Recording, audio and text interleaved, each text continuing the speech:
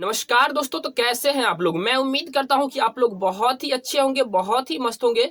तो दोस्तों आज के जो वीडियो में अपने सब पढ़ने वाले हैं, ये पढ़ने वाले हैं सर कि किसी भी तत्व का संयोजकता कैसे निकालते हैं, मतलब किसी भी एलिमेंट का जो वैलेंसी है वो कैसे निकालते हैं। तो इसके लिए ये वीडियो जो है ना बहुत ही स्पेशल होने वाला है।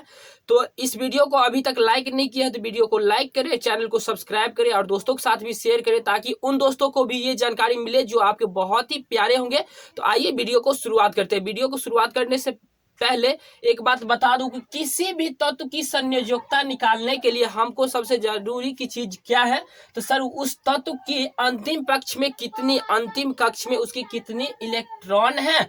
तो उस इलेक्ट्रॉन की हमको जरूरत होगी। तो उस इलेक्ट्रॉन को जानने के लिए हमको क्या आना चाहिए, तो इलेक्ट्रिक कन्फिग्रेशन आना चाहिए। अगर उस पे एक स्पेशल वीडियो हम बना चुके हैं, अगर वो वीडियो नहीं देखे हैं तो वो जाके देख लीजिए। उस वीडियो का लिंक वीडियो को डिस्क्रिप्शन में आपको मिल जाएगा और आई बटन में भी मिल जाएगा, तो वहां से आप देख सकते हैं। अगर नहीं भी देखे हैं तो कोई दिक्कत नहीं होने वाला है।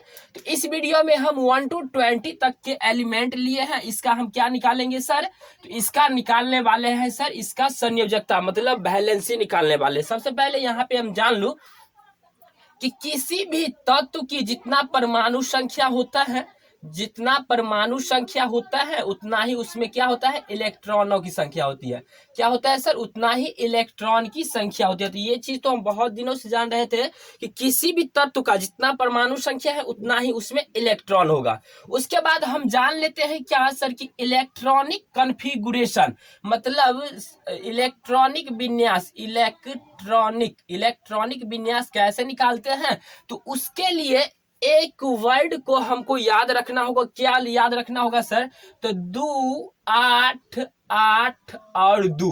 क्या याद करना होगा, 2 8 8 2। मतलब इस प्रकार से हम क्या कर सकते हैं, 1 to 20 तक के तत्व को क्या निकाल सकते हैं, इलेक्ट्रिक कन्फिगुरेशन निकाल सकते हैं। इसका डिटेल वीडियो चाहिए तो डिस्क्रिप्शन में जाके आप वहां से देख सकते हैं। तो सबसे पहले हम जान लेते हैं कि सर ये जो हाइड्रोजन है ना, हाइड्रोजन की क्या है, परमाणु संख्या कितना है, 1 है। इसमें कितना इलेक्ट्रॉन होगा, तो इसकी 1 हो जाएगा। उसके बाद इसका कन्फिगुरेशन देखिए तो हीलियम का भी 2 हो जाता है। उसके बाद अगर हम लिथियम की बात करें तो लिथियम में क्या हो जाएगा कि पहला यहाँ जो पहले क्या आ जाएगा, 2 इलेक्ट्रॉन जाएगा। उसके बाद यहाँ पे देखिए लिथियम के पास कितना इलेक्ट्रॉन है, क्योंकि लिथियम का परमाणु संख्या कितना है सर, 3 है। तो इसमें इलेक्ट्रॉनों की संख्या भी 3 ही होगी।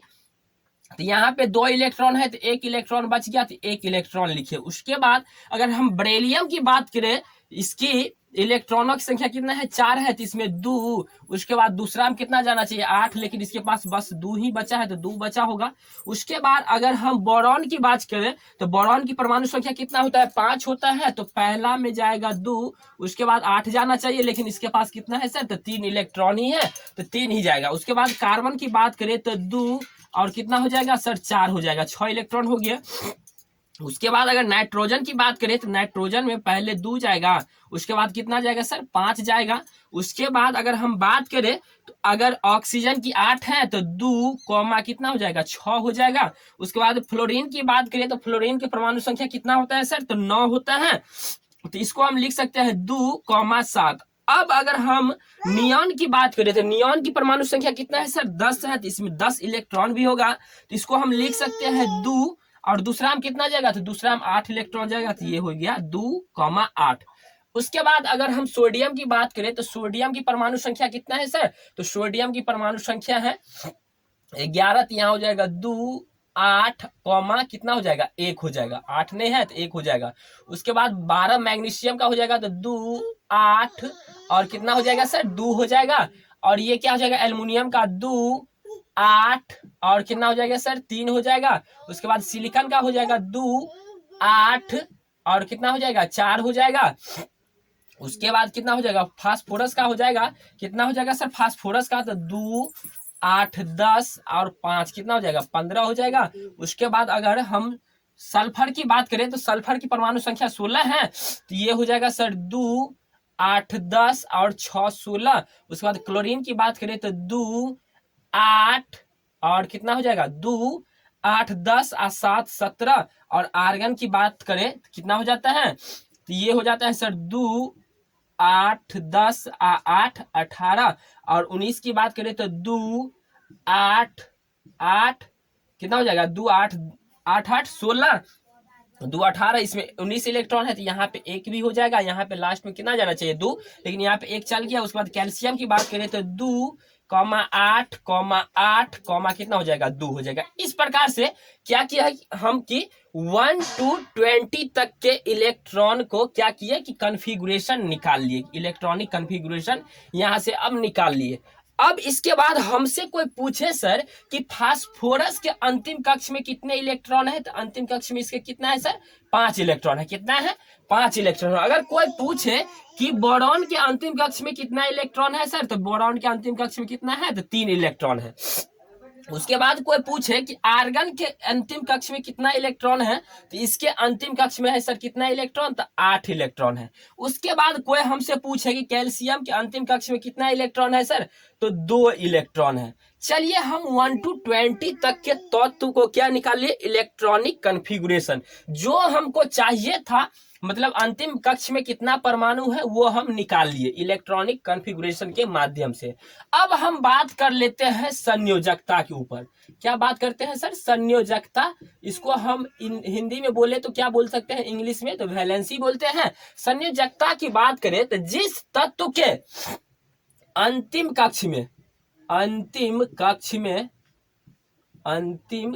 में कितना हो, अंतिम कक्ष में 1 2 3 और 4 इलेक्ट्रॉन हो।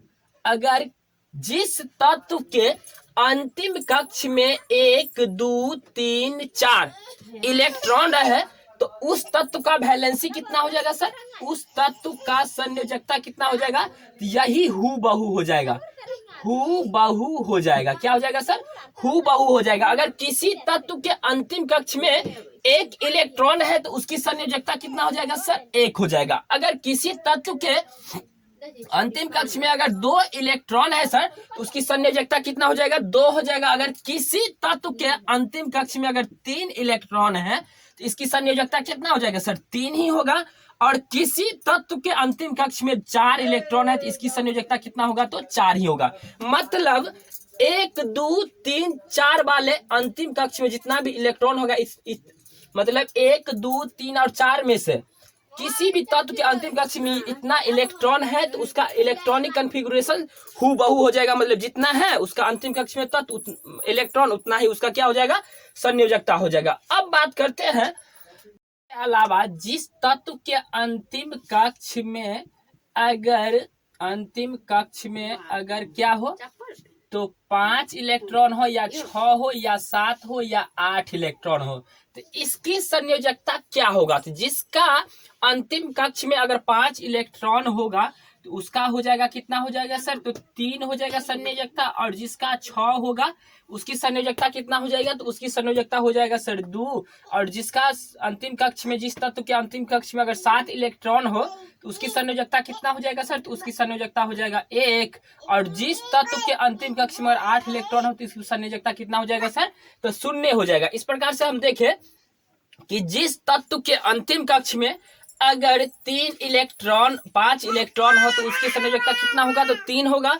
जिस तत्व के अंतिम कक्ष में 6 इलेक्ट्रॉन हो, उसकी संयोजकता कितना होगा, तो 2 होगा। और जिस तत्व के अंतिम कक्ष में अगर 7 इलेक्ट्रॉन हो, तो उसकी संयोजकता 1 होगा। और 8 हो, तो उसकी संयोजकता कितना होगा सर, 0 होगा। अब बात करते हैं सर कि ये जो है ना, ये तो हम भूल जाएंगे कि किसका 3 होता है, किसका 2 होता है, किसका 0 होता है। तो एक डिजिट हमको याद करना होगा। ये जो है ना नंबरिंग, ये नंबरिंग सही से याद कर लेना है कि 32 10 का मतलब होता है क्या, 5 6 7 8। मतलब यहाँ तो हम क्या लिखेंगे, सिस्टमैटिक रूप से लिखेंगे।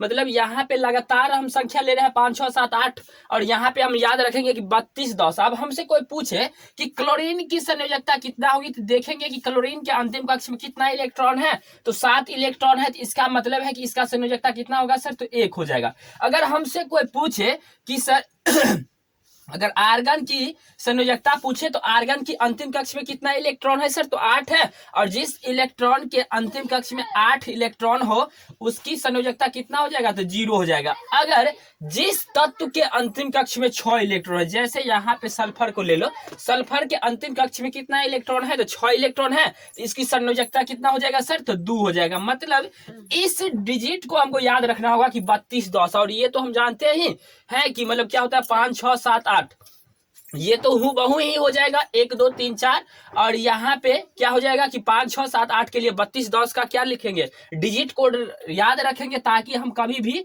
जिंदगी में नहीं भूले। तो मैं उम्मीद करता हूं कि ये वीडियो आपको पसंद आए होंगे। अगर वीडियो पसंद आए तो वीडियो को लाइक करें, चैनल को सब्सक्राइब करें और दोस्तों के साथ शेयर करें। फिर मिलते हैं ऐसे ही इंटरेस्टिंग टॉपिक के साथ नेक्स्ट वीडियो में, तब तक के लिए धन्यवाद।